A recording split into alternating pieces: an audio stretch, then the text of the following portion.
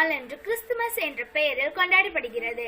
நமது விவேகானந்தா மெட்ரிக் மேல்நிலை பள்ளியில் ஆண்டுதோறும் சிறப்பாக கொண்டாடி வருகின்றன.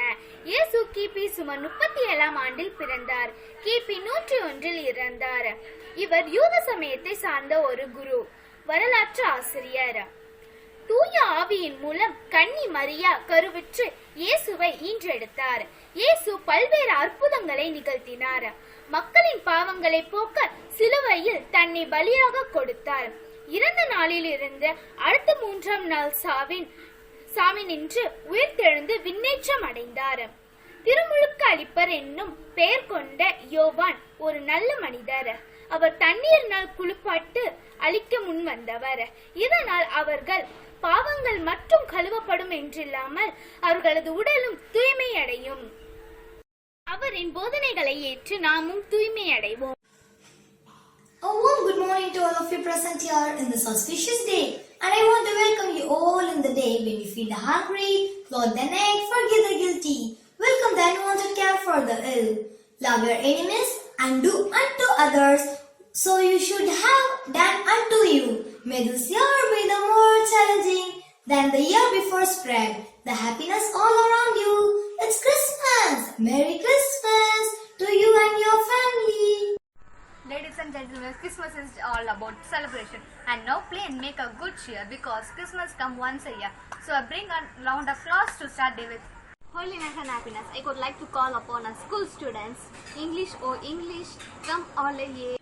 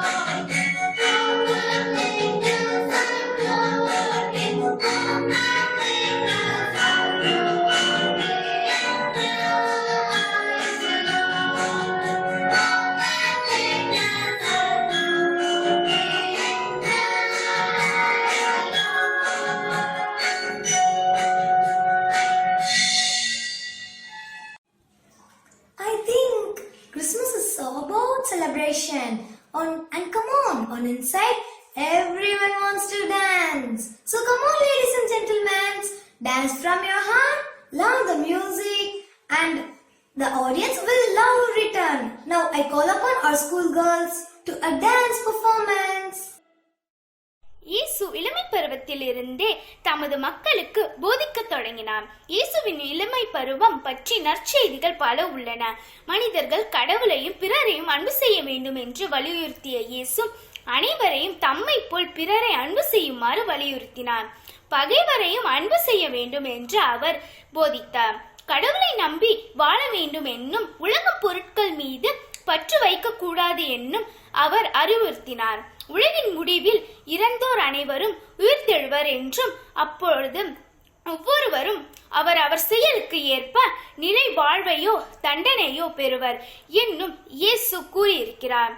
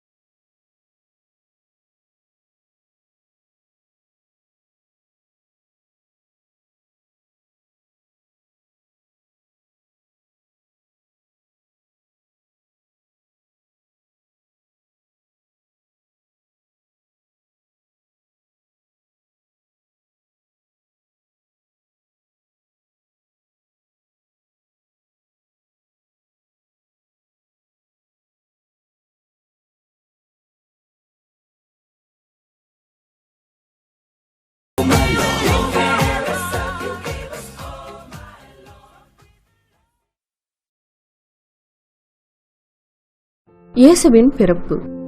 முன்னொரு காலத்தில் நசரத் என்ற இடத்தில் மேரி என்ற யூத பெண் வசித்து வந்தாள்.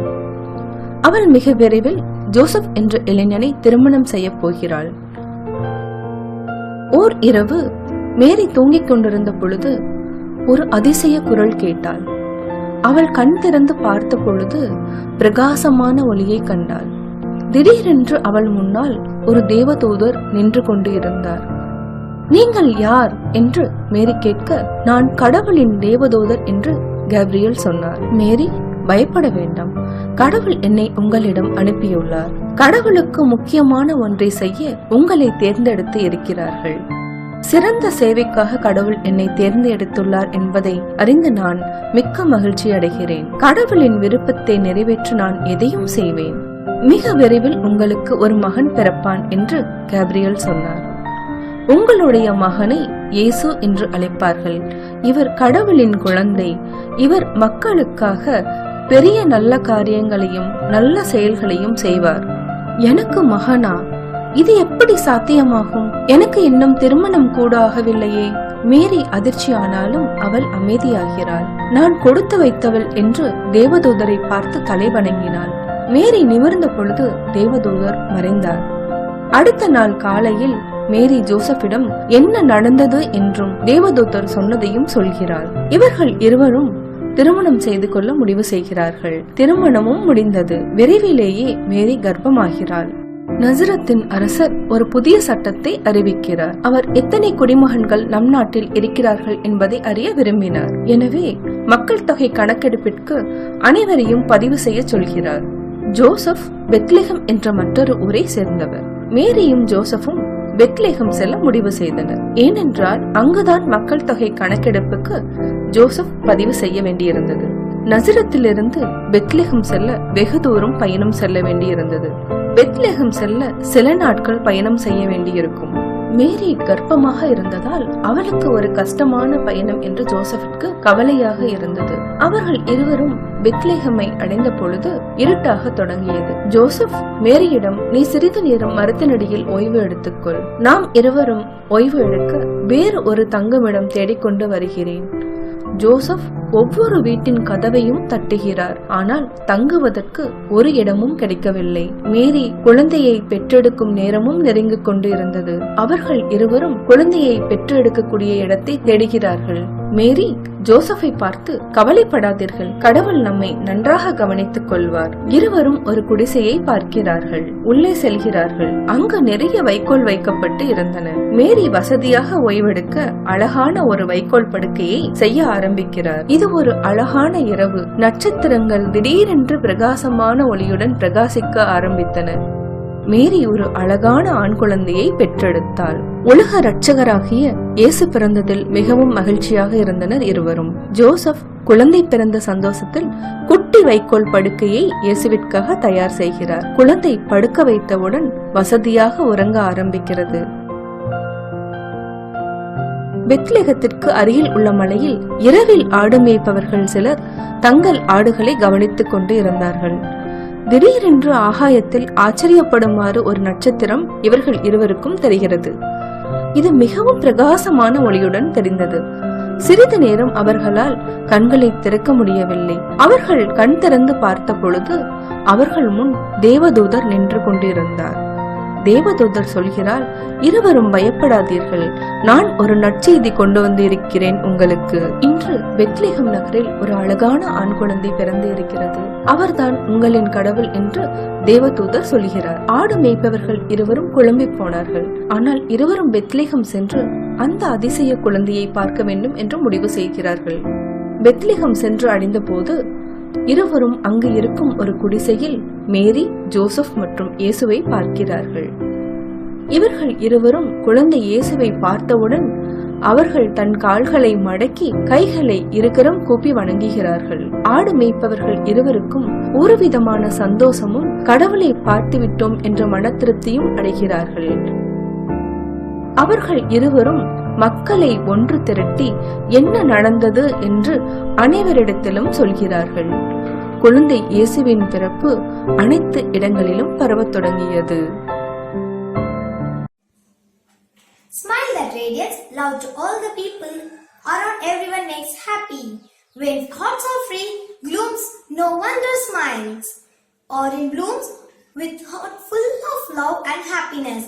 We would like to garland you with sweet loving words of welcome.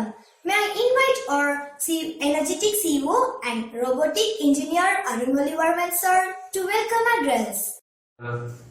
I would like to welcome our father as a well-wisher and the more supporter of our institution and a great motivator.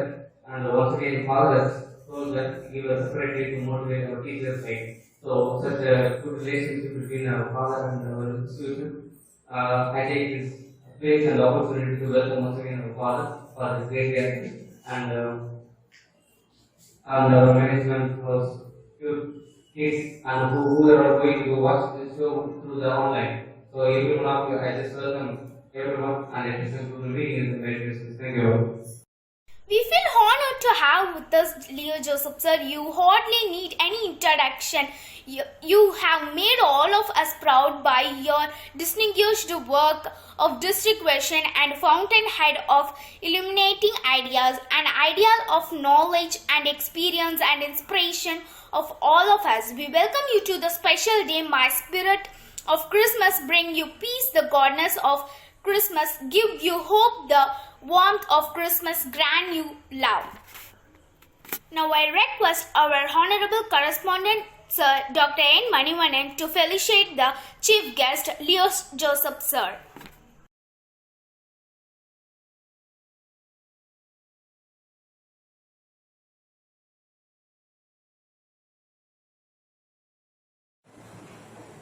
The best way we can celebrate Christmas by giving our gifts to others. It's a time, gifts of love and thankfulness.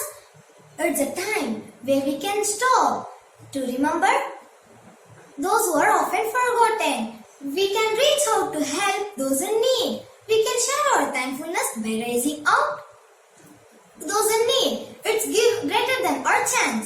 Now I request today special guest Dr. Sebinezer, founder and president of Flame Church Praising Church. Vivekananda matriculation higher secondary school red hills இந்த பள்ளியில் படிக்கிற எல்லா மாணவ மாணவிகளுக்கும் என் அன்பார்ந்த அன்பு கலந்த சந்தோஷத்தோடு கூடிய கிறிஸ்மஸ் வாழ்த்துதலை நான் சொல்லிக்கொள்வதில் மிகுந்த மகிழ்ச்சி அடைகிறேன்.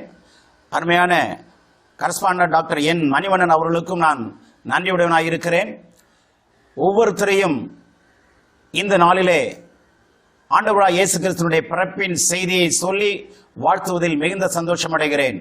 இந்த கிறிஸ்மஸ் ஈவ் என்று சொல்லப்படுகிறது. ஒவ்வொரு வீடுகளிலும் இந்த கிறிஸ்மஸ் ட்ரீ வைத்து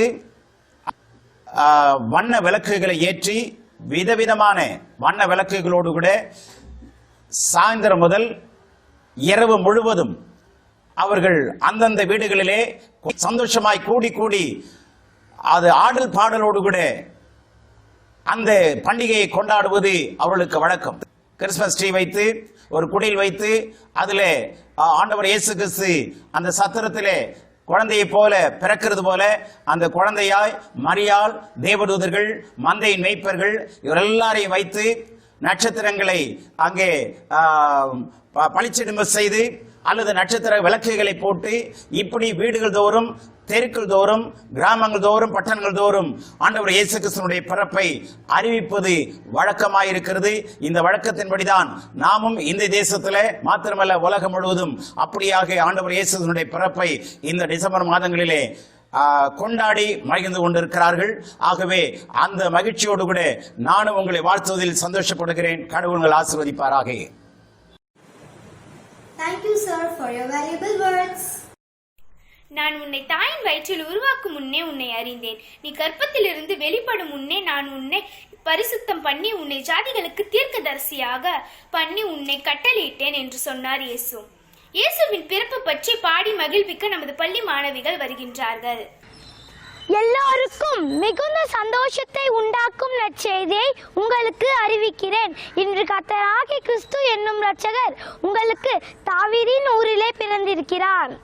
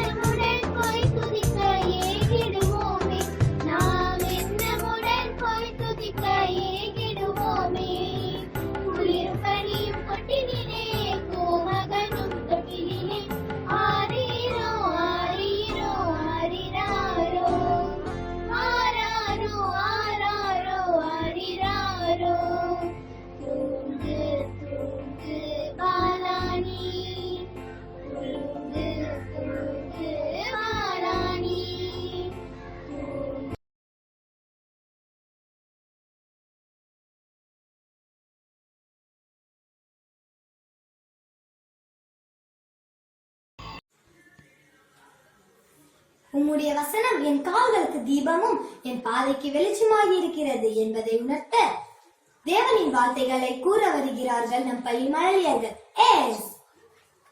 Let's hear and get our blessing from our Jesus Christ. Now I call upon Geeta Sri from class 3, Tenmala from class 4 and Divya Darshini from class 5.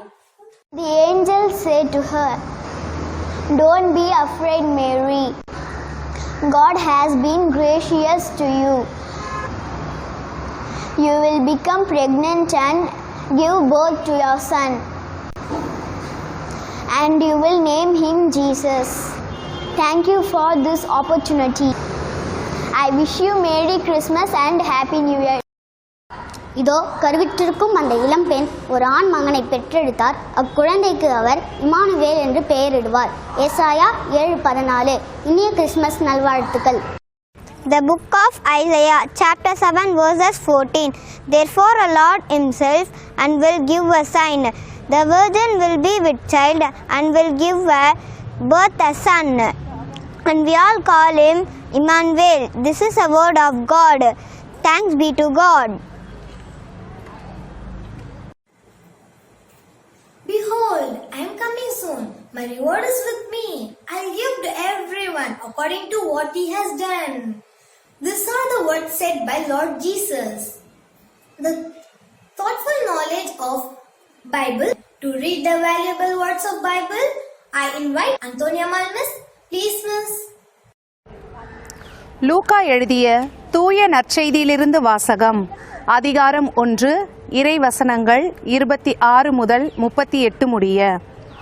6ஆம் மாதத்தில் கப்ரியேல் என்னும் வானதூதரை கடவுள் கலிலேயாவில் உள்ள நாசரேத்து என்னும் ஊரிலிருந்த ஒரு கன்னியிடம் அனுப்பினார்.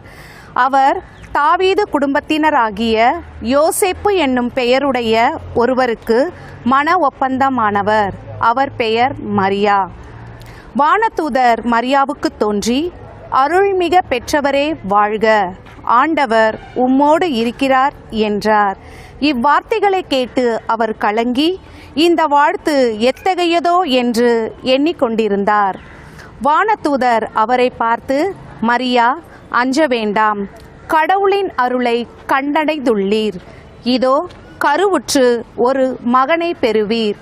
அவருக்கு இயேசு என்னும் பெயரிடுவீர். அவர் பெரியவராயிருப்பார். உன்னத கடவுளின் மகன் எனப்படுவார். அவருடைய தந்தை தாவீதின் அரியணையை ஆண்டவராகிய கடவுள் அவருக்கு அளிப்பார். அவர் யாக்கோபின் குடும்பத்தின் மீது என்றென்றும் ஆட்சி செலுத்துவார். அவருடைய ஆட்சிக்கு முடிவே இராது என்றார். அதற்கு மரியா வானதூதரிடம், இது எப்படி நிகழும்? நான் கன்னி ஆயிற்றே என்றார். வானதூதர் அவரிடம், தூய ஆவி உம்மீது வரும், உன்னத கடவுளின் வல்லமை உம்மேல் நிழலிடும். ஆதலால் உம்மிடம் பிறக்கப் போகும் குழந்தை தூயது. அக்குழந்தை இறைமகன் எனப்படும். உறவினராகிய எலிசபெத்தும் தம் முதிர்ந்த வயதில் ஒரு மகனை கருத்தரித்திருக்கிறார். கருவுற இயலாதவர் என்று சொல்லப்பட்ட அவருக்கு இது 6ஆம் மாதம். ஏனெனில் கடவுளால் இயலாதது ஒன்றுமில்லை என்றார். பின்னர் மரியா, நான் ஆண்டவரின் அடிமை, உம் சொற்படியே எனக்கு நிகழட்டும் என்றார். அப்பொழுது வானதூதர் அவரை விற்று அகன்றார். இது கிறிஸ்துவின் வாழ்வு தரும் நற்செய்தி. கிறிஸ்துவே உமக்கு புகழ். Thank you so much, miss, for your sweet voice. இன்று நான் உனக்கு விதிக்கிறேன், உன் தேவனாகிய கர்த்தருடைய கட்டளைகளின் படித்து அவர் சட்டத்திற்கு உண்மையாக செவி கொடுப்பாயனால் உன் தேவனாகிய கர்த்தர் பூமியில் உள்ள சகல ஜாதிகளிலும் உன்னை மேன்மையாக வைப்பார். These are the great words given by our Jesus Christ. Now I would like to welcome our respected Frilio Joseph, parish priest, to deliver a Christmas message. Please, sir. Hello. So எல்லாருக்கும் happy Christmas. Christmas வந்தாச்சு. சிறப்பாக அந்த நாட்களில் நிறைய இடங்களில் இந்த Christmas கொண்டாட்டங்கள் அதிகமாக இல்லை இந்த வருஷம். பட் ஆனால் கிறிஸ்மஸ் கொண்டாடி கொண்டிருக்கிறார்கள். இந்த நாளில் டாக்டர் மணிவண்ணன் சார் அவருடைய இந்த ஸ்கூல் மேனேஜ்மெண்ட் வழியாக உங்களை சந்திப்பதில் ரொம்ப சந்தோஷம். குறிப்பாக குழந்தைகள் உங்கள் அனைவருக்கும் happy Christmas and happy new year. நம்ம நிறைய விழாக்கள் கொண்டாடுறோம். தீபாவளி கொண்டாடுறோம், பொங்கல் கொண்டாடுகிறோம், நிறைய விழாக்கள் கொண்டாடுகிறோம். ஒவ்வொரு விழாவும் நமக்கு ஏதாவது ஒரு வாழ்வு பாடத்தை கற்பிக்க வேண்டும் இல்லையா? விழாக்கள் சும்மா விழா கொண்டாடுவதற்காக அல்ல, அந்த விழா வழியா நம்ம வாழ்க்கைக்கு ஒரு பாடத்தை கற்பிக்க வேண்டும். எப்படி தீபாவளி கொண்டாடும் போது நம்முடைய இருள் அகன்று ஒளி வருவது போல, பொங்கல் விழா வழியாக விவசாயிகளுடைய வாழ்வு சிறக்க வேண்டும் என்ற ஒரு சிந்தனையை நம்ம பெற்றுக்கொள்வது போல, இந்த கிறிஸ்துமஸ் விழாவும் இயேசு பிறந்தார், இந்த விழா வழியாக நம்ம வாழ்வுக்கு என்ன கற்றுக்கொள்ள போகிறோம் என்றால், இயேசு எதற்காக பிறந்தார்? இயேசு மனிதனா எதற்கு பிறந்தார் என்றால், இந்த வாழ்க்கையை நாம நிறைவா வாழணும். கடவுள் இந்த வாழ்க்கையை கொடுத்திருக்கிறாரு. இந்த வாழ்க்கையில நம்ம என்ன செய்யணும், என்ன செய்யக்கூடாது, இந்த வாழ்க்கை வழியா நம்ம நமக்கு மட்டும் இல்லாமல் அடுத்தவங்களுக்கும் பயனளிக்கிற வகையில ஏதாவது செய்யணும். அதான் கடவுள் மனுஷனா பிறந்தார், இம்மானுவேல் என்று நம்ம பைபிள்ல சொல்கிறோம். இப்ப இயேசு மனிதனாக பிறந்து மக்களுடைய வாழ்வுக்காக தன்னையே கொடுத்து அவர் இறந்து போனார். அப்ப நாம இறப்பதற்கு முன்பாக நமக்கும் நம்மை சார்ந்திருக்கிற நம்ம குடும்பம், நம்ம சமூகத்துக்காக ஏதாவது செய்யணும். அதுதான் இந்த வாழ்வினுடைய பயன். இப்போ இயேசுடைய பிறப்பு நமக்கு தருகிற என்ன ஒரு செய்தினா, நம்ம வாழ்க்கையில நமக்கு மட்டுமல்ல அடுத்தவருக்கும் பயனளிக்கிற வகையில ஏதாவது நம்ம செய்யணும், சாதிக்கணும். அடுத்தவங்களை காயப்படுத்தக்கூடாது, அடுத்தவங்களுக்கு நம்ம சுமையா இருக்கக்கூடாது. இந்த நாட்கள்ல நம்ம அதிகமா பார்க்கிறோம். இன்னைக்கு அதிகமா சமூகத்துல காயப்பட்ட மக்கள் யாருன்னு பார்த்தீங்கன்னா குழந்தைகள். குழந்தைகள் முக்கியமா இந்த நாட்கள்ல ஏறக்குறைய 10 மாதங்கள் பள்ளிக்கூடங்கள்லாம் மூடப்பட்டிருக்கிறது. அவங்களுடைய கல்வி சார்ந்த ஒரு சிந்தனை கொஞ்சம் மழுங்கி போயிருக்கு. ஸோ அந்த குழந்தைகளை நம்ம எப்படி பராமரிக்கிறோம்? ரெண்டாவது, இந்த சமூகத்தை நாம் பார்க்கிறோம், விவசாயிகள் டெல்லியிலே போராடி கொண்டிருக்கிறார்கள். அவங்க வாழ்வாதாரத்தை இழந்து கொண்டிருக்கிறார்கள். அவங்களுக்கு எப்படி நம்ம வாழ்வளிக்க முடியும்? குழந்தைகளுக்கு நான் சொன்னது போல குழந்தைகளுக்கு பள்ளிக்கூடத்தில் போக முடியல, அதனால அவங்களுடைய நேரத்தை எதில் அதிகமாக செலவழிக்கிறார்கள்? மொபைலில் நிறைய விளையாட்டுகள் விளையாடுகிறார்கள். அது எந்த அளவுக்கு அவங்களுக்கு பயனளிக்கிறது? ஒரு பயனும் இல்லை. ரெக்ரியேஷன் தேவைதான், விளையாட்டு தேவைதான். ஆனால் நாள் முழுக்க விளையாடி கொண்டிருப்பது வாழ்வுக்கான பயனை அளிக்காது. அப்போ நம்ம குழந்தைகள் இந்த அவங்களுடைய வாழ்வை நல்ல முறையில் கழிக்க வேண்டும் என்றால் நம்ம என்ன செய்யணும்? பெற்றோர்கள் அந்த குழந்தைக்கு கடவுள் கொடுத்த இந்த ஒரு பொக்கிஷம், கடவுள் ஒவ்வொரு பெற்றோருக்கும் குழந்தையை கொடுத்திருக்கிறார். அந்த குழந்தைகளை அறிவு சார்ந்த குழந்தைகளாக நாம் வளர்க்க வேண்டும், நல்லொழுக்கத்தோடு வளர்க்க வேண்டும். வெறும் ஆசிரியருடைய வேலை மட்டுமில்ல, பெற்றோருடைய வேலையும் கூட இது. ஸோ அவங்க அறிவு சார்ந்த ஒரு செயல்களில் ஈடுபடுத்த வேண்டும். இல்லை ஃபாதர், என்னுடைய குழந்தை எப்போ பாரு மொபைல்லே விளையாடிட்டு இருக்கிறான்னா அவங்கள என்கேஜ் பண்ணி வைக்கணும். அவங்கள ஓகே, இப்போ நிறைய அறிவு சார்ந்த எஜுகேஷனல் கேம்ஸும் இருக்கு, விளையாட்டுகள் இருக்கு. அது வழியாக அவங்க அறிவை வளர்க்க முடியும். முக்கியமாக இந்த நாட்களில் சொல்றேன், பள்ளிக்கூடம் போகாத நாட்களில். ஸோ குழந்தைகள் தங்களுடைய வாழ்வை இந்த நாட்களில் நேரத்தை நல்ல முறையில் பயனுள்ளதாக மாற்ற வேண்டும் என்றால் பெற்றோர்கள் அவங்களுக்கு இந்த வகையிலே அதுதான் அவங்க வாழ்வுக்கான பயன். இரண்டாவது, நான் சொன்னது போல இந்த விவசாயிகளுடைய வாழ்வாதாரம், இந்த முக்கியமான இந்த 2 விஷயங்கள் தான் இதை குறிப்பிட விரும்புகிறேன்.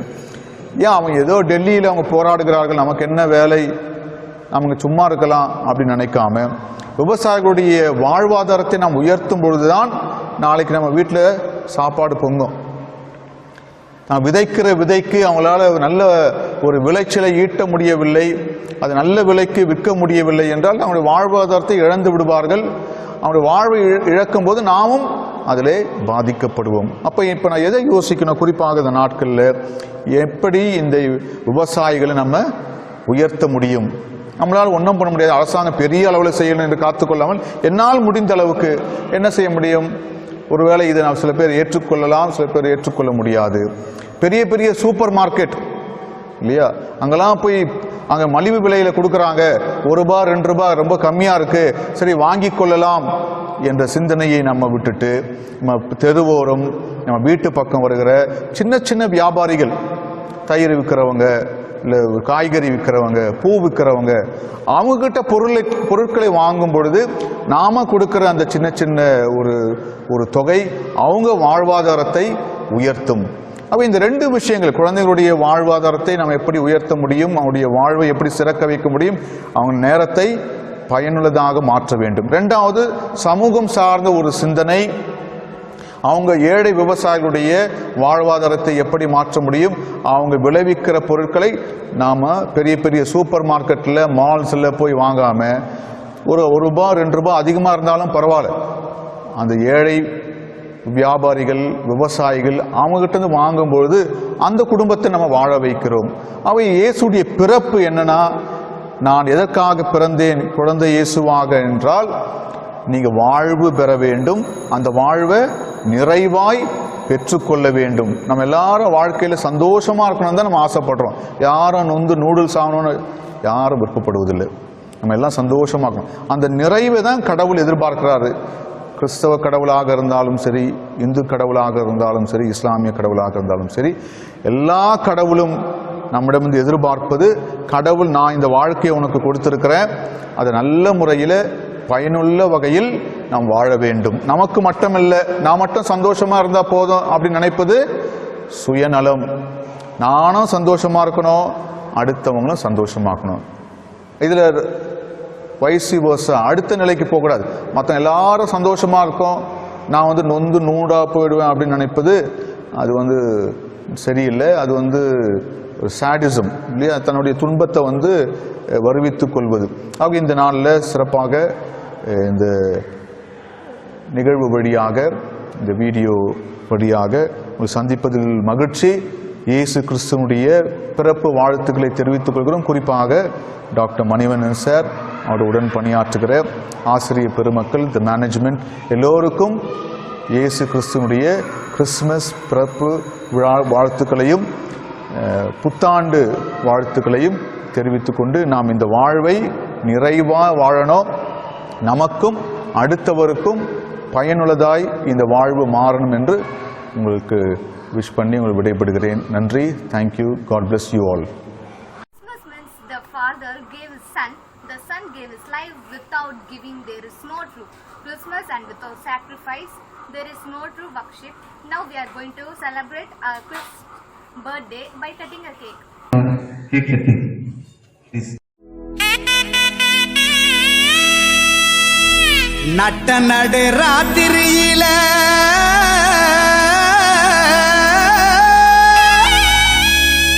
மொட்டு போல பூத்தாரே,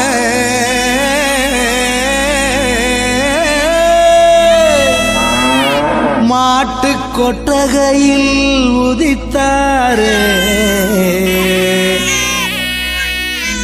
நம்ம இயேசு சாமியே.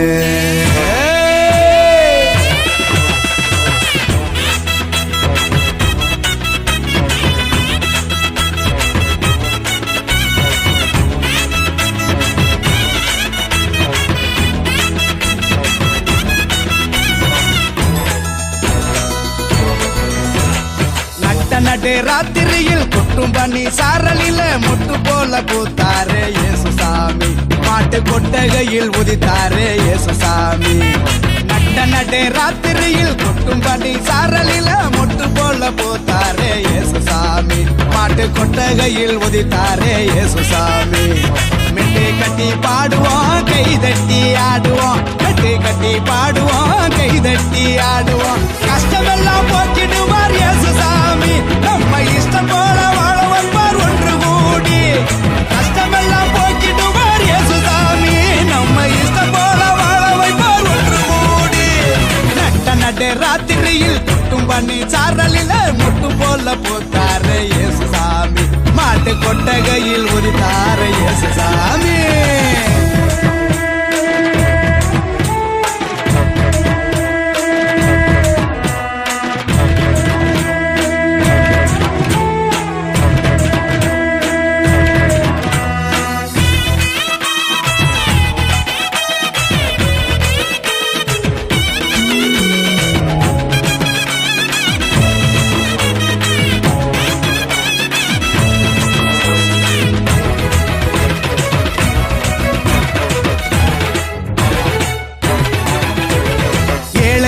நேசிக்க ஏழையாக வந்த சாமி நம்ம சாமி, நம்ம இயேசு சாமி. எல்லோருக்கும் வாழ்வு தர மனுஷனாக வந்த சாமி நம்ம சாமி, நம்ம இயேசு சாமி. ஏழைகளை நேசிக்க ஏழையாக வந்த சாமி நம்ம சாமி, நம்ம இயேசு சாமி. எல்லோருக்கும் வாழ்வு தர மனுஷனாக வந்த சாமி நம்ம சாமி, நம்ம இயேசு சாமி. நீதி நேர்மை அன்பு கொண்ட இறையாட்சியை மண்ணில் படைத்திடவே வாழ வந்தார் இயேசு சாமி. நீதி நேர்மை அன்பு கொண்ட இறையாட்சியை மண்ணில் படைத்திடவே வாழ வந்தார் இயேசு சாமி. காலம் பிறந்திடும் நேரம் வந்திடும், நல்ல காலம் பிறந்திடும் நல்ல நேரம் வந்திடும்.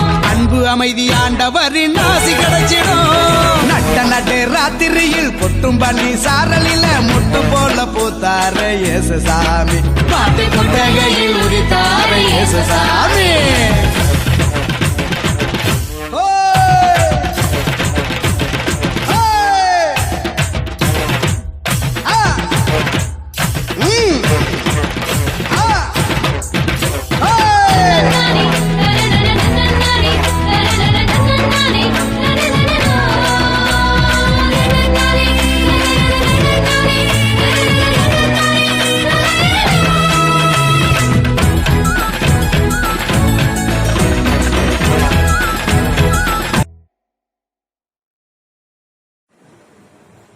Santa Claus is coming here and to remind us that Christmas is supposed to be a happy time. It's going to be a sweet distributing. As gratitude, we must never forget that the higher appreciation is not under words but alive for them. So I would like to call upon Mr. Alex Kernan to come upon the stage to express the words of gratitude. I deem it great honor and privilege to propose the vote of thanks on this memorable occasion. Let me first of all start by giving a glory to Almighty God for making today's occasion a resounding success. நன்றி சொல்லாமல் இருக்கவே முடியாது பல நன்மை செய்த இயேசுவுக்கு. நன்றி நன்றி நன்றி என்று சொல்லி நான் துதிப்பேன், நாள்தோறும் போற்றுவே நாள்தோறும் போற்றுவே.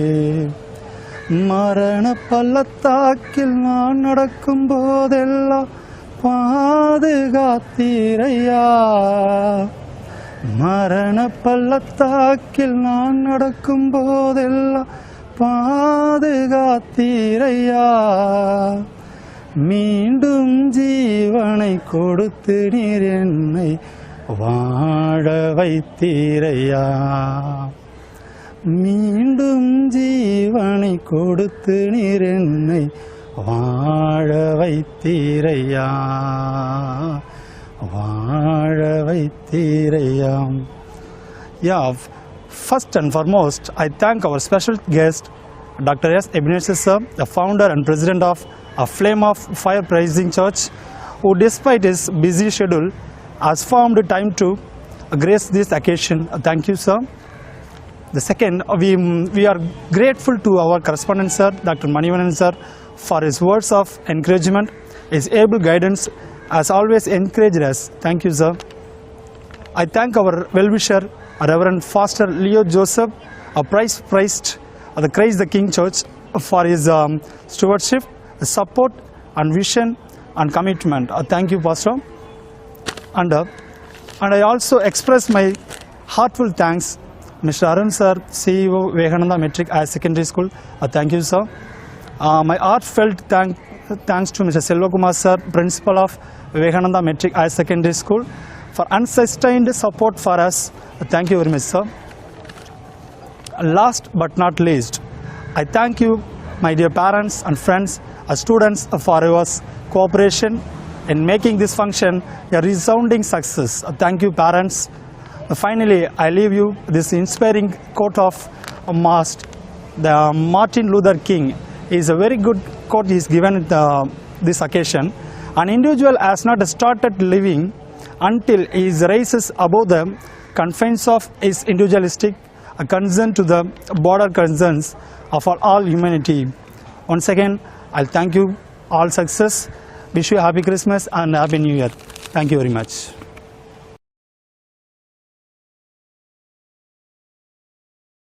Scholarship. Vivekananda Matriculation Higher Secondary School, Soniamman Koil Main Road, Aringal Anna Nagar, Attantangal, Red Hills, Chennai 52. Admissions open for LKG to higher secondary.